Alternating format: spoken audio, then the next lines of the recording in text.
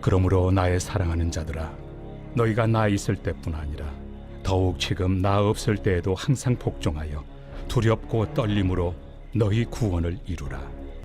너희 안에서 행하시는 이는 하나님이시니 자기의 기쁘신 뜻을 위하여 너희에게 소원을 두고 행하게 하시나니 모든 일을 원망과 시비가 없이 하라. 이는 너희가 흠이 없고 순전하여 어그러지고 거스르는 세대 가운데서 하나님의 흠없는 자녀로 세상에서 그들 가운데 빛들로 나타내며 생명의 말씀을 밝혀 나의 다름질이 헛되지 아니하고 수고도 헛되지 아니하므로 그리스도의 날에 내가 자랑할 것이 있게 하려 함이라.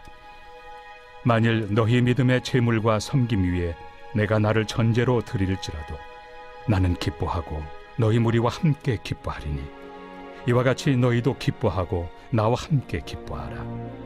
내가 디모데를 속히 너희에게 보내기를 주 안에서 바람은 너희의 사정을 알므로 안위를 받으려 함이니 이는 뜻을 같이하여 너희 사정을 진실히 생각할 자가 이밖에 내게 없습니다. 그들이 다 자기 일을 구하고 그리스도 예수의 일을 구하지 아니하되 디모데의 연단을 너희가 안하니 자식이 아버지에게 함같이 나와 함께 복음을 위하여 수고하였느니라. 그러므로 내가 내 일이 어떻게 될지를 보아서 곧 이 사람을 보내기를 바라고 나도 속히 가게 될 것을 주 안에서 확신하노라. 그러나 에바브로디도를 너희에게 보내는 것이 필요한 줄로 생각하노니 그는 나의 형제요 함께 수고하고 함께 군사된 자요 너희 사자로 내가 쓸 것을 돕는 자라. 그가 너희 무리를 간절히 사모하고 자기가 병든 것을 너희가 들은 줄을 알고 심히 근심한지라. 그가 병들어 죽게 되었으나 하나님이 그를 긍휼히 여기셨고 그뿐 아니라 또 나를 긍휼히 여기사 내 근심 위에 근심을 면하게 하셨느니라. 그러므로 내가 더욱 급히 그를 보낸 것은 너희로 그를 다시 보고 기뻐하게 하며 내 근심도 덜려 함이니라. 이러므로 너희가 주 안에서 모든 기쁨으로 그를 영접하고 또 이와 같은 자들을 존귀히 여기라. 그가 그리스도의 일을 위하여 죽기에 이르러도 자기 목숨을 돌보지 아니한 것은 나를 섬기는 너희의 일에 부족함을 채우려 함이니라.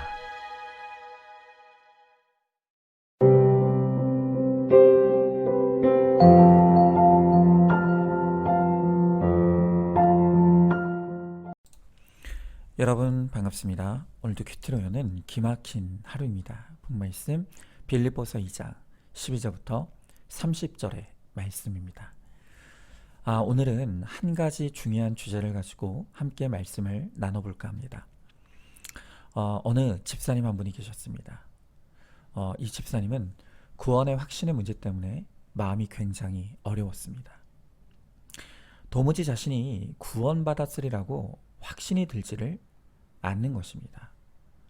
왜 그런가 하니까 자신을 보면 계속해서 죄에 무너지고 또 무너져 내리는 것입니다. 이런 자신을 보면서 정말 이런 나도 구원받았다고 말할 수가 있겠는가, 이 고민이 된 것입니다.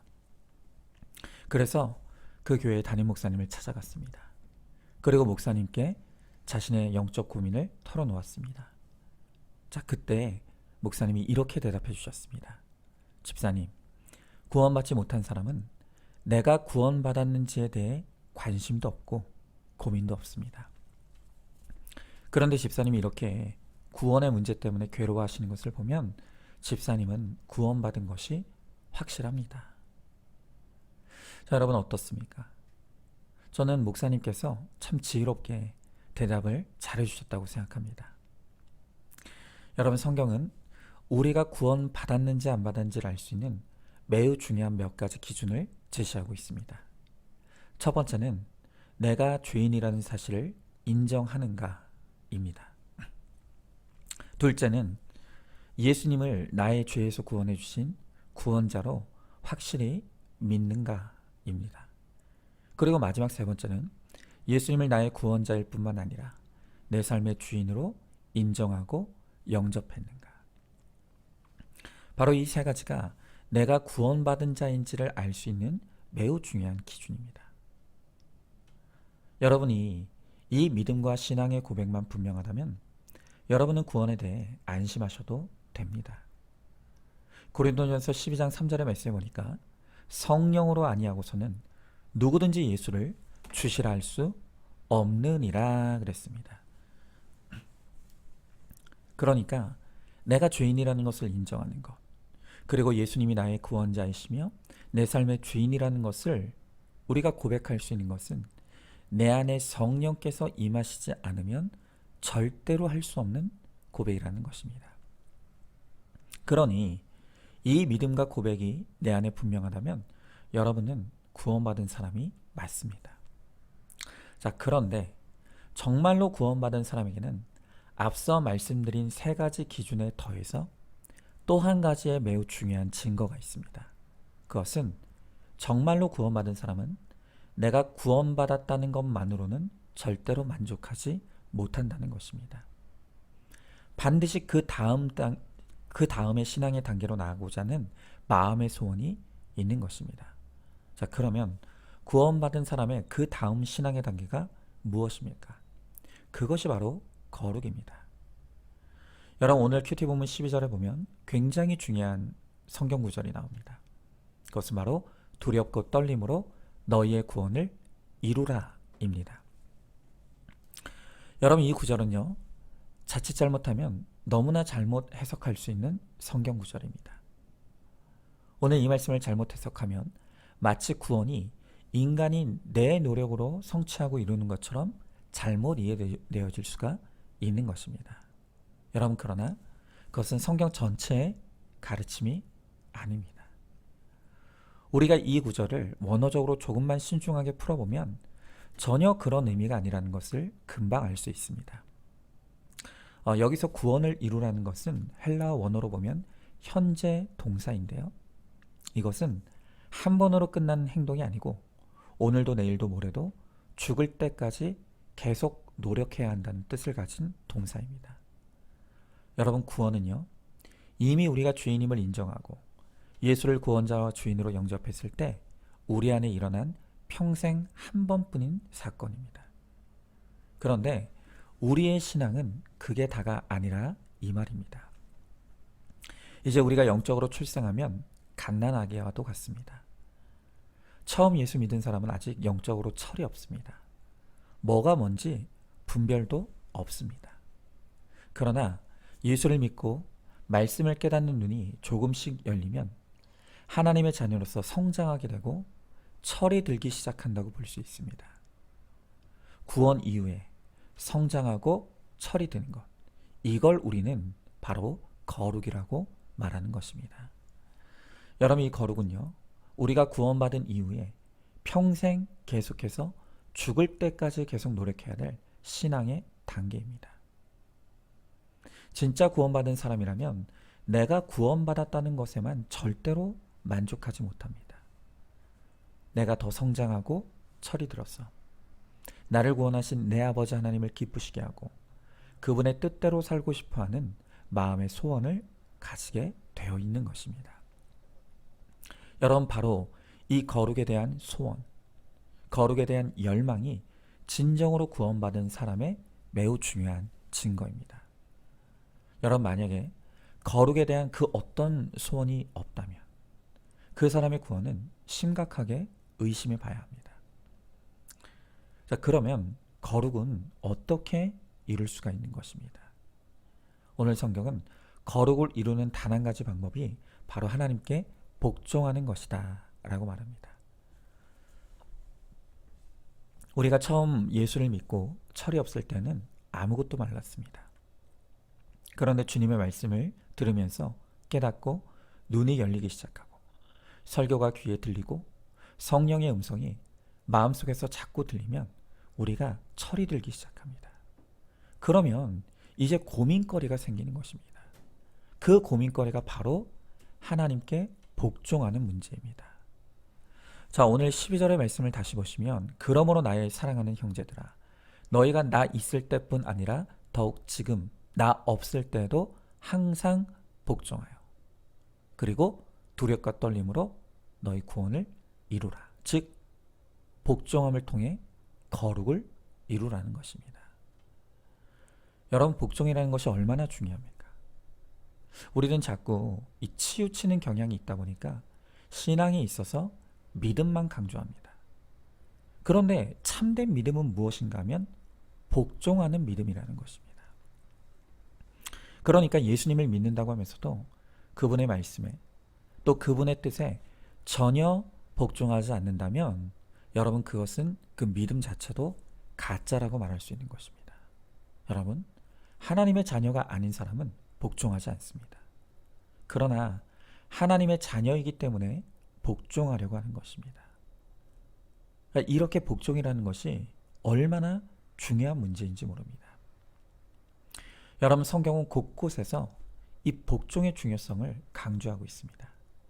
마태복음 7장 26절에 보면 나의 이 말을 듣고 행치 아니하는 자는 그 집을 모래 위에 지은 어리석은 사람 같다.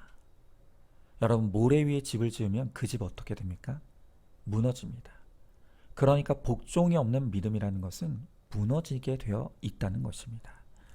또 요한복음 14장 21절의 말씀에 보면 내 계명을 가지고 지키는 자라야 나를 사랑하는 자니, 하나님 사랑한다 하면서 말씀에 복종 안 하는 사람은 거짓말이라는 이야기죠. 자, 또한 야고보서 2장 18절의 말씀에 보니까 영혼이 없는 몸이 죽은 것 같이 행함이 없는 믿음은 죽은 것이다 라고 했습니다. 그러니까 복종하지 아니하는 믿음, 아무리 떠벌려 봐도 그 소리는 헛소리에 지나지 않는다, 이 이야기입니다. 여러분, 이렇게 놓고 보면 우리가 하나님의 말씀에 복종하고 주님의 명령에 순종하는 이 거룩을 따르는 삶은 구원받은 사람의 가장 중요한 증거 중에 하나라고 말할 수가 있는 것입니다. 자, 그런데 여기서 문제 하나가 있습니다. 그것은 여러분은 복종을 잘하고 있습니까? 거룩을 따르는 것이 쉽습니까? 죄와의 싸움에서 항상 승리하고 있습니까? 아닐 것입니다. 너무나 어렵고 힘듭니다. 여러분, 우리가 주께 복종함으로 거룩을 이룬다는 것은 하루아침에 되는 것도 아니고, 또 우리가 받은 구원을 끝까지 지키는 것도 하루아침에 끝나는 문제가 아니라는 것입니다. 그래서 우리가 예수를 주로 시인하여 구원받고 이제 그리스도께 복종하여 거룩을 이루기까지 이 과정은 두렵고 떨림으로 마지막 죽는 그 날까지 계속해서 우리가 노력해야 될 문제다라는 것입니다. 여러분, 그러므로 우리가 하루 이틀 혹은 한 달, 두 달, 또 1년, 2년 노력했는데 변화되지 않는다, 깨지지 않는다, 이런 걸로 실망할 일이 아니라는 것입니다. 여러분, 거룩의 과정은 마라톤과 같이 긴 호흡이 필요합니다. 빨리 달리는 것이 아니라 비록 더딜지라도 꾸준히 앞으로 나아가야 하는 것입니다. 여러분, 리처드 허버슨이라고 하는 이 사람은 영적 성숙이라고 하는 그의 책에서 신앙생활을 하는 가운데 가장 어려운 부분은 바로 하나님께 순종하는 것이다 라고 했습니다. 그러니까 우리의 신앙생활의 여러 부분 중에서 가장 어려운 것이 바로 순종의 영역이라는 것입니다. 여러분, 이런 의미에서 복종이라는 것은 우리 능력 이상의 영역입니다. 여러분, 어떤 의미로는 예수님처럼 복종하는 것은 우리 인간에게는 불가능한 것입니다. 의지만으로 안 됩니다. 강제로도 안 되고 억지로도 안 되는 것입니다. 여러분, 그래서 주님은 우리가 기쁘고 즐겁게 하나님 앞에 복종할 수 있게 하기 위해서 우리의 어떤 부분을 가장 다루시는가 하면 바로 우리의 마음, 우리의 마음의 소원을 끊임없이 변화시켜 가신다는 것입니다. 여러분, 만약 하나님께서 우리의 마음은 그대로 두신 채 우리의 행위만 강제로 뜯어고쳐 복종하게 하신다면 그것은 저 북한의 아오짓 한강에서 강제로 노동하는 사람들과 다를 것이 하나도 없습니다. 여러분, 하나님은요, 우리를 주께 복종하는 주의 자녀로 삼으시기 위해서 바로 우리의 마음의 소원을 끊임없이 다루어 가시는 것입니다. 여러분, 오늘 13절의 말씀에 보니까 너희 안에 행하시는 이는 하나님이시니 자기의 기쁘신 뜻을 위하여 너희에게 소원을 두고 행하게 하시나니 그랬습니다. 아까도 말씀드렸던 것처럼 마음이 없는 행위는 강제이고 억지이며 불행한 것입니다. 그러나 하나님은 우리를 그런 식으로 복종하게 하시지 않습니다. 하나님은 우리가 거룩한 하나님의 백성이 되어서 주님의 뜻대로 복종하며 살아가는 것이 얼마나 아름답고 또 가치 있고 복된 것인지를 끊임없이 말씀으로 가르치고 설득해 가십니다. 그래서 주님은 우리의 마음의 변화를 일으키시고 소원의 변화를 일으키시는 것입니다. 그래서 우리의 마음의 소원이 행복이 아닌 거룩이 되게 하시고 기복이 아닌 팔복이 되게 하시고 야망이 아닌 사명이 되게 하십니다. 자, 이렇게 마음이 변하고 소원이 변하게 되면 그때부터 우리는 억지로가 아닌 자원함과 기쁨으로 복종할 수 있게 되고 거룩을 향해 나갈 수 있게 되는 것입니다. 여러분, 하나님의 복종은요, 하나님은 이기고 나는 지는 그런 복종이 아닙니다. 하나님도 이기고 나도 이기게 하시는 것이 바로 하나님의 복종입니다. 이해하셨습니까?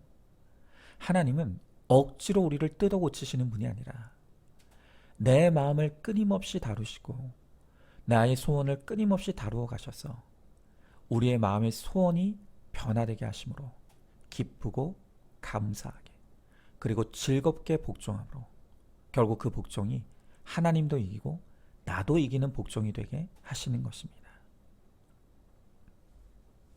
여러분, 이렇게 우리의 마음의 변화를 통해 복종을 이루기 때문에 벌써 복종의 자세가 다릅니다.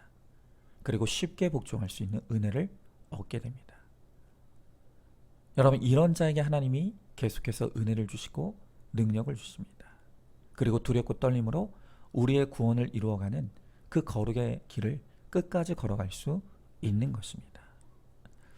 여러분, 저도 바로 그것을 지금 누리며 체험해 가고 있습니다. 이제 하나님께서 제 마음의 소원이 거룩이 되게 하시고 또 구원이 되도록 변화시켜 주셨습니다. 그래서 지금 거룩을 위해 겪는 이 고난의 길을 억지로 할 수 없이 눈물로 끌려가지 않습니다.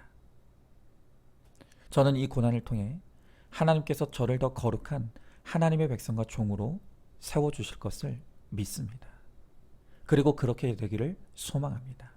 그래서 저는 저에게 주어진 이 고난의 길을 기쁘게 또 감사함으로 또 자원함으로 복종하며 걸어갈 수 있는 것입니다.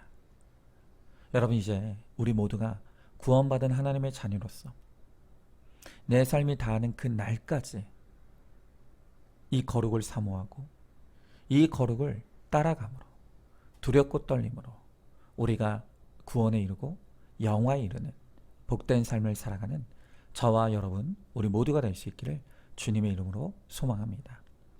자, 한번 질문해 봅니다. 내가 구원받았다는 것을 확실히 믿고 있습니까? 내가 구원받은 증거가 무엇입니까? 복종이 없는 믿음은 가짜 믿음이라는 것을 알고 있습니까? 자원함과 기쁨으로 복종하여서 온전한 거룩을 이루기를 사모하시기 바랍니다. 자, 오늘도 12월 16일 보석 상자입니다. 드라마에 나오는 가정 문제들은 다 드라마가 끝나기 전에 반드시 해결됩니다. 그러니 길어야 6개월, 1년 안에 다 마무리가 됩니다. 우리가 이런 것에 익숙해져 있기에 우리는 결혼 문제에 있어서도 신속 간편한 해답을 구하고 이미 심각한 상태에 빠진 부부관계를 1단계, 2단계, 3단계식으로 쉽게 풀어줄 공식을 계속해서 찾는 것입니다. 아멘. 우리 함께 기도하겠습니다. 주님, 오늘 주님은 우리에게 두렵고 떨림으로 너의 구원을 이루어 가라고 말씀하십니다. 이제 주님께서 강권적인 주의 은혜로 우리로 하여금 죄인임을 깨닫게 하시고 예수님을 나를 죄에서 구원하실 구원자와 또 내 삶의 주인으로 영접하게 하셨습니다. 그리고 이제 새 생명을 얻은 우리들을 거룩한 주의 백성으로 세우고자 하시며 끊임없이 우리들에게 거룩을 사모하는 마음을 주셔서 주님께 복종하게 하신다고 말씀하십니다. 주님, 우리가 거룩을 따르는 이 길이 쉽지 않습니다. 우리가 구원을 완성하는 이 과정에 때로는 너무나 많은 어려움들이 있습니다.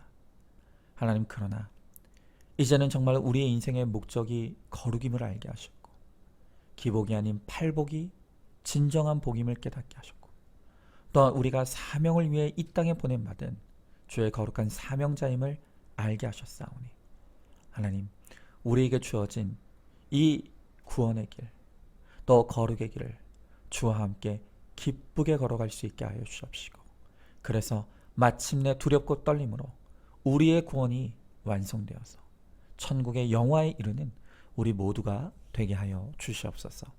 믿사오며 사랑이 많으신 우리 예수님 이름 받들어 기도 드리옵나이다. 아멘. 오늘도 큐티로 기막힌 하루를 살아내는 하늘가족 공동체 우리 모든 성도님 되시기를 주님의 이름으로 축복합니다.